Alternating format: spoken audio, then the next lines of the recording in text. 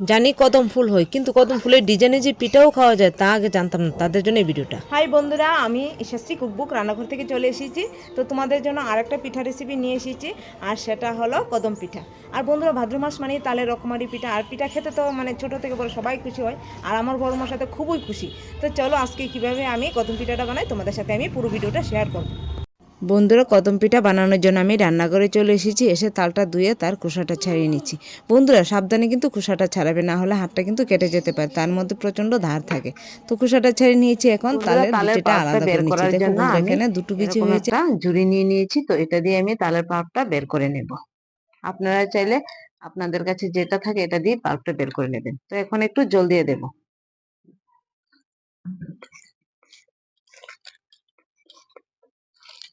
বন্ধুরা, জল দিয়ে রসটা বের করলে রসটা সুন্দর করে বেরিয়ে যায়। এখন তালটার মধ্যে একদম মানে রসে ভর্তি, কি বলবো।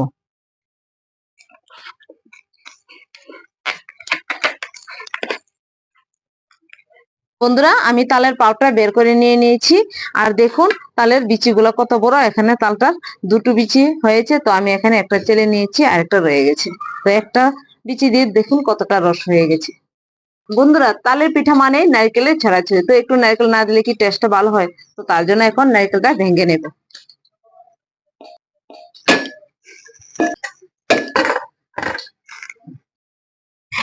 তো বন্ধুরা, নারকেলটা আমি এখন কুড়িয়ে নিচ্ছি।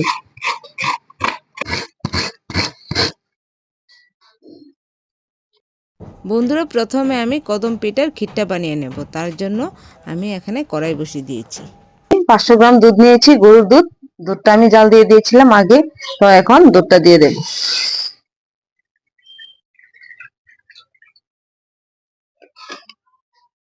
বন্ধুরা, দুধটা জাল হয়ে গেছে। তো এখান থেকে আমি 1 কাপ দুধ তুলে রেখে দেব। এই যে আমি এখানে 1 কাপ দুধ নিয়ে নিয়েছি। এটা আমার পরে লাগবে। দুধটা জাল দিয়ে আমি একদম ঘন করে নেব। ক্ষীরটার মধ্যে ভালো স্মেল আনার জন্য দিয়ে দেব 3টা এলাচ। দিয়ে একটু নাড়াচাড়া করে নেব। বন্ধুরা, দুধটা আমার ঘন হয়ে গেছে। এখন দিয়ে দেব নারকেল কুড়া।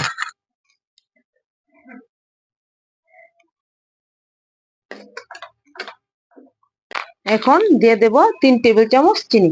বন্ধুরা, আমি এখানে চিনি দিয়ে দিয়েছি। তো আপনারা চাইলে চিনির পরিবর্তে খেজুর গুড় দিয়েও খিটা বানাতে পারবেন। আর চিনি মিষ্টির পরিমাণটা আপনারা যে যেরকম খেতে চান ওই রকম ভাবে মিষ্টি পরিমাণটা দেবেন। তো এখন চিনিটা আমি ভালো করে মিশিয়ে নেব নারকেলের সাথে। আর ক্ষীরটা হয়ে গেছে, এখন নামিয়ে নেব। বন্ধুরা, দুধ এবং নারকেল দিয়ে আমি ক্ষীরটা বানিয়ে নিয়েছি। তো এখন আমি একটা ডো বানিয়ে নেব। তার জন্য এখানে আমি নিয়ে নিয়েছি 400 গ্রাম চালের গুঁড়ো। তো চালের গুঁড়োটা দিয়ে আমি এখন একটা ডো বানিয়ে নেব। তো বন্ধুরা, এখানে আমি যে তালের পাল্পটা রেখেছি তার মধ্যে দিয়ে দেব স্বাদ মতো চিনি। চিনিটা মিশানো হয়ে গেছে। এখন অল্প অল্প করে আমি এখানে দিয়ে দেব চালের গুঁড়া।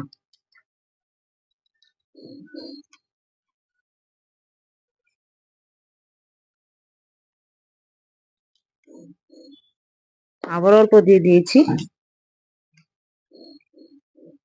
বন্ধুরা, চালের গুঁড়া এবং তালের পাল্প দিয়ে আমি একটা ডো বানিয়ে নিয়েছি। তো ডোটা একদম আমার পারফেক্ট ভাবে রেডি হয়ে গেছে। আমি হাতে প্রথমে ঘি মাখিয়ে নেব। আপনারা বন্ধুরা ঘিয়ের পরিবর্তে সরষের তেল কিংবা রিফাইন্ড অয়েলও হাতে মেখে নিতে পারবেন, তাহলে পিঠা বানানোর সময় হাতে লাগবে না। তো আমি এখান থেকে একটু বড় একটা গুল্লা নিয়ে নিয়েছি। তো এর ভিতরে এখন আমি নারকেল, দুধ এবং চিনি দিয়ে যে ক্ষীরটা বানিয়ে নিয়েছি, তো ওই ক্ষীরটা এখন এর ভিতরে পুরে দেব।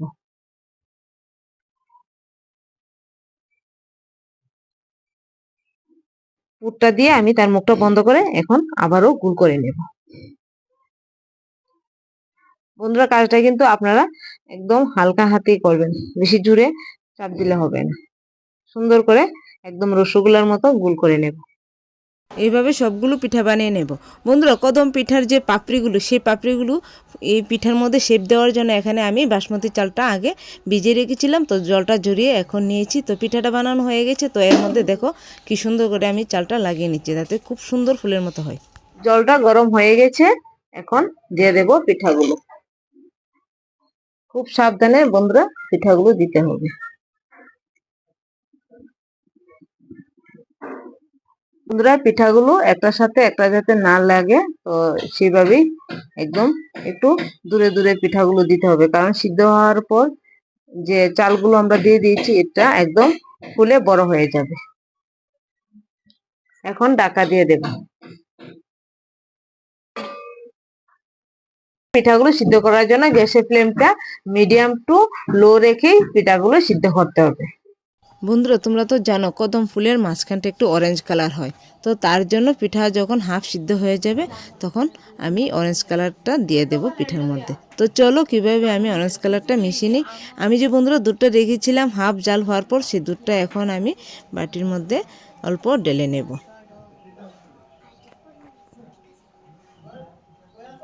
এখন দিয়ে দেব হাফ টেবিল চামচের চেয়েও কম অরেঞ্জ ফুড কালার, দিয়ে ভালো করে দুধটার সাথে ফুড কালারটা মিশিয়ে নেব। পিঠাগুলো সিদ্ধ হয়ে গেছে, এর মাঝখানে দিয়ে দেব আমি যে দুধ দিয়ে অরেঞ্জ কালারটা গুলিয়ে রেখেছিলাম, এটা দিয়ে দেব একটু সুন্দরের জন্য।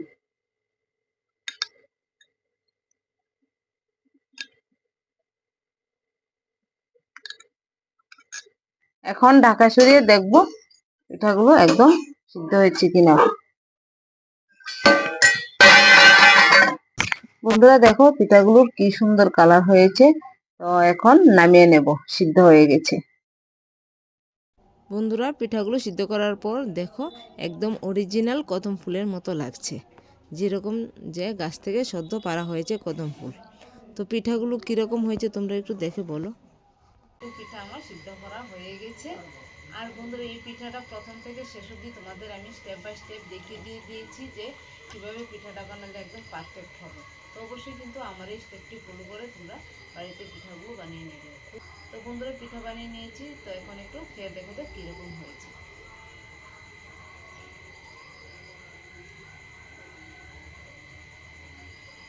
তোমরা একবার হলেও বড়মশাইকে এই কদম পিঠাটা বানিয়ে খাও, ও দেখবে একদম ভালোবাসে পাগল হয়ে যাবে তোমার জন্য। তো অবশ্যই কিন্তু তোমরা আমার এই ভিডিওটা প্রত্যেকটা স্টেপ ফলো করে একবার হলেও বাড়িতে বানিয়ে খাও।